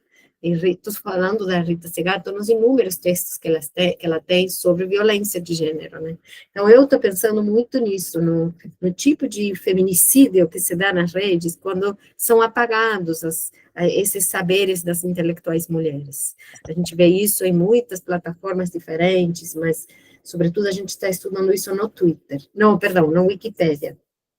E aí, o que me chamou a atenção agora, quando estava vendo de novo a imagem que é gerada pelo prompt da Renata Souza, era o sorriso, né? Esse sorriso, porque a forma de eu ler esse sorriso é através do que a Rita Segato chama a lógica da crueldade, a pedagogia da crueldade, né? A ideia de que alguém que não sente, né, que tem alegria da morte, né, essa dessensibilização que a Rita Segato vai falar que as mídias estão estimulando, né, a impossibilidade de sentir sofrer, né, de sentir empatia pelo sofrimento do outro, né, e colocar isso nesse rosto dessa mulher gera ainda mais violência, né, porque o que associa é que essa pessoa não teria sentido, digamos, ético, não teria ética, não teria, tá sorrindo e associa esse sorriso à violência, né? Então, achei bem interessante, porque eu fiquei pensando nesse sorriso, quando eu vi a imagem no artigo, mas só quando você trouxe aqui, eu me dei conta de por que esse sorriso está aí, né? Porque através dessa pedagogia da crueldade, que gera essa imagem da favela de que essa morte não vale nada, né? Essa dessensibilização pela morte da favela, que é o que a Rita Segato vai falar quando fala dessa lógica, dessa pedagogia da crueldade, né? A gente vive, na verdade, imerso em diferentes mídias que estimulam, né, essa pedagogia da crueldade, que dessensibilizam a respeito do sofrimento do outro. E, sobretudo, penso, né, na questão como fica, então, o conhecimento das mulheres, das intelectuais mulheres nessas plataformas, né? A forma como aparece, né, nos exemplos que você trouxe, é através do assédio, né, diferentes tipos de violência, de forma tal que elas são desrespeitadas, né, que o conhecimento delas é desqualificado. Não, também vou explicar um pouco, eu estou na rede de inteligência artificial feminista e até fiquei pensando em várias das questões que você trouxe, a própria Nina da Hora, que provavelmente esteja lá discutindo no Senado, está nessa rede, né? Mas eu queria citar, entre outros autores, uma autora que já falou, que eu acho que foi pioneira, não, eu acho não, foi pioneira, em falar dessa questão da relação entre colonialismo digital, né, colonialismo de dados, entre a questão econômica, mas, sobretudo, o colonialismo no sentido da subjetividade, e, sobretudo, o colonialismo no sentido epistêmico, que é a Paola Ricaurte, que é a professora que atualmente coordena a rede de inteligência artificial feminista. Então, um pouco era isso, assim, dialogar com você, né, contar um pouco de como eu estou dialogando com você através dessa interessante, né? Você não fala em feminismo, né? Mas você toma intelectuais mulheres como teu objeto de pesquisa. Interessante. Eu achei isso bem interessante, que é evidente que há alguma coisa do saber aí, que você nota uma desqualificação do saber dessas mulheres. Perfeito, é isso mesmo, agradeço muito por essa intervenção. E no livro, né, quando eu trato da interseccionalidade, que eu trago desde a Crenshaw, que institui esse conceito, eu relaciono a interseccionalidade ao conceito do Achille Bebel de O Devir do Negro do Mundo. Naquele livro dele, A Crítica da Razão Negra, ele traz esse conceito, né, o devir do negro do mundo, como uma espécie de metáfora universal para tratar da condição subalterna que determinados grupos minorizados passam.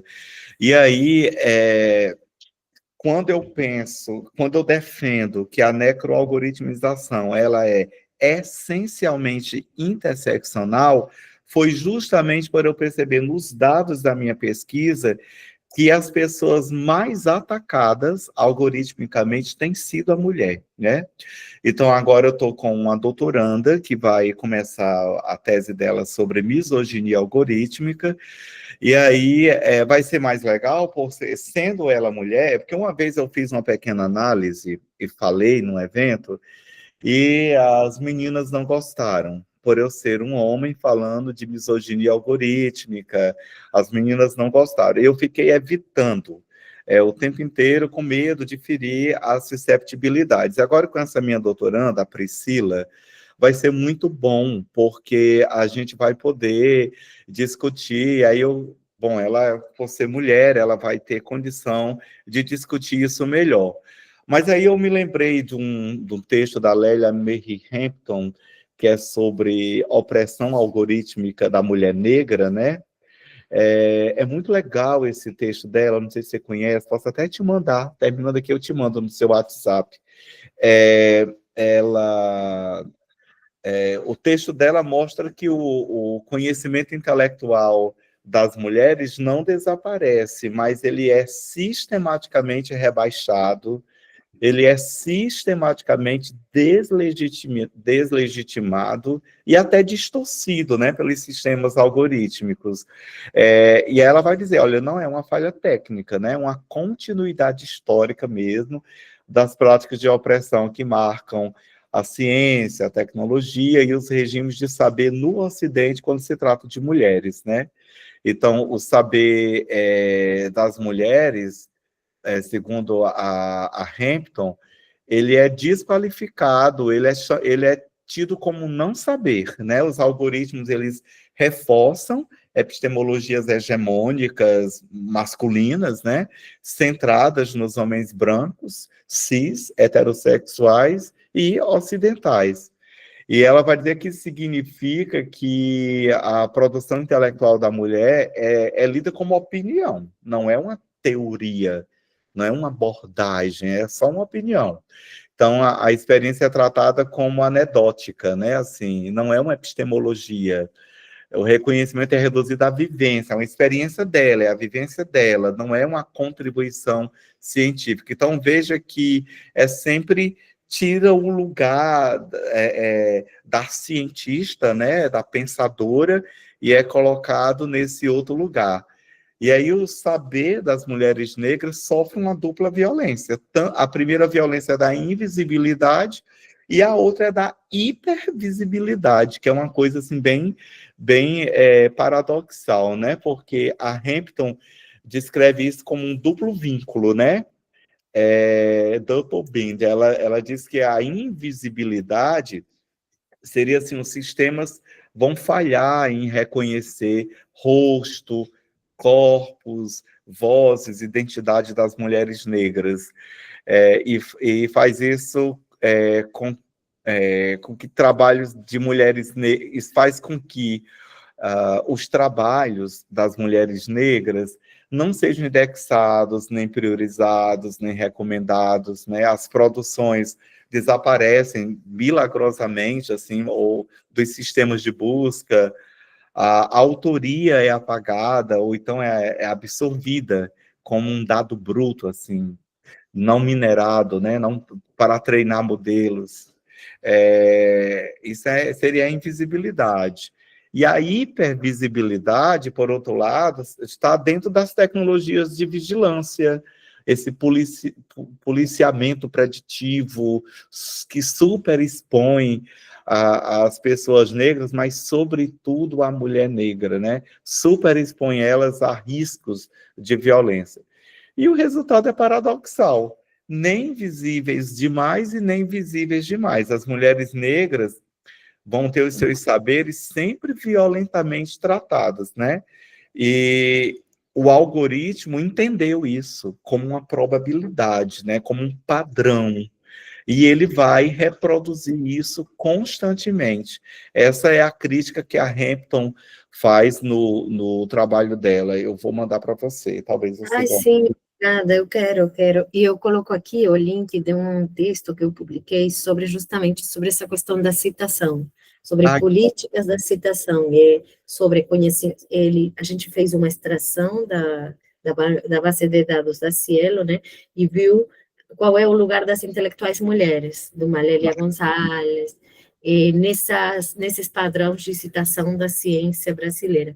Mas é isso que exatamente o que você disse, né? É a exclusão desse lugar público, né? E outra vez, como você disse, né? Vão para o espaço privado, vão para, isso é sua opinião, como você bem falou, eu vou comprar o livro, admito que ainda não comprei, mas eu vou comprar com certeza, ou talvez eu vou comprar aquele dia que você vai vir para o lançamento, e vou ler com muita vontade. Estou muito ansiosa por ler, é um livro realmente extremamente importante nesse contexto atual. Muito obrigada, Júlia.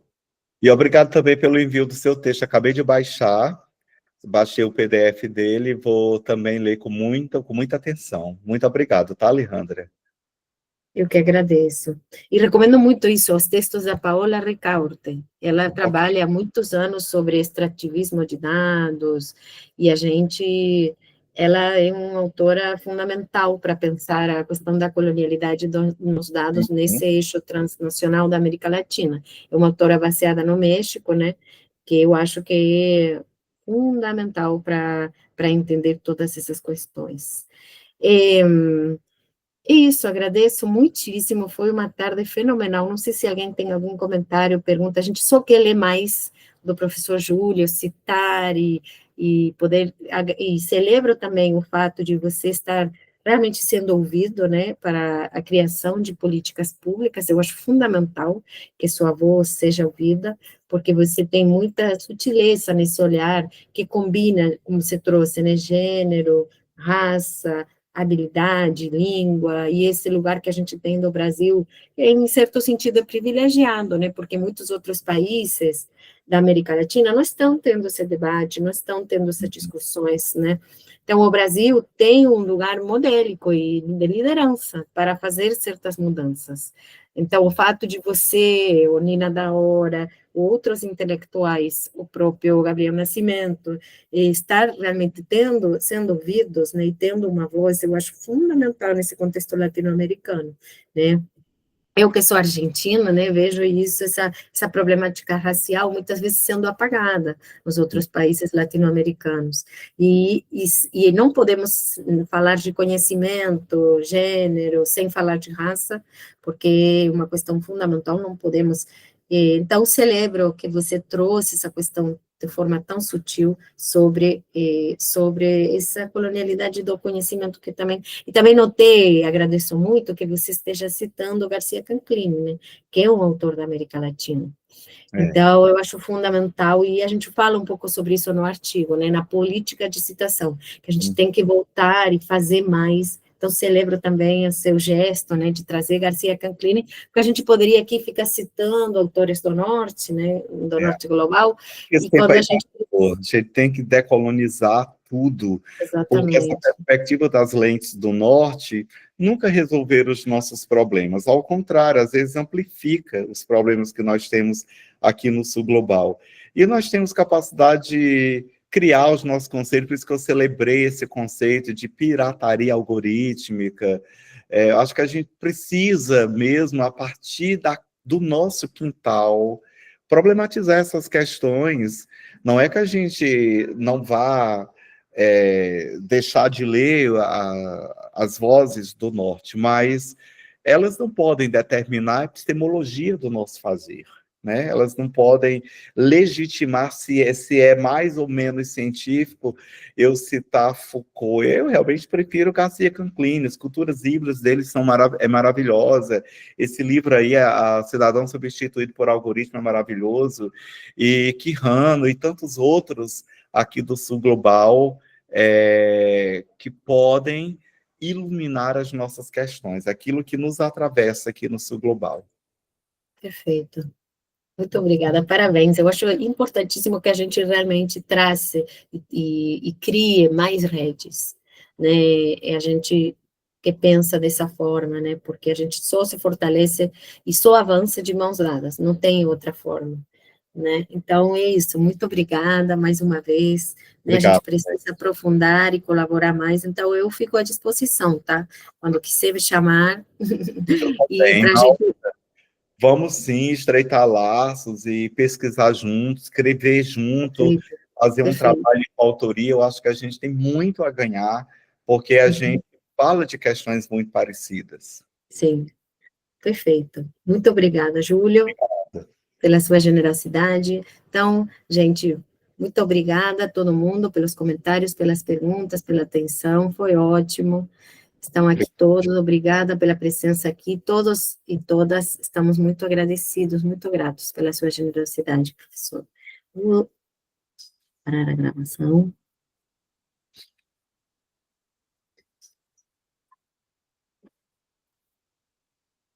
Tá meio louquinho. Aqui. Tá revoltado.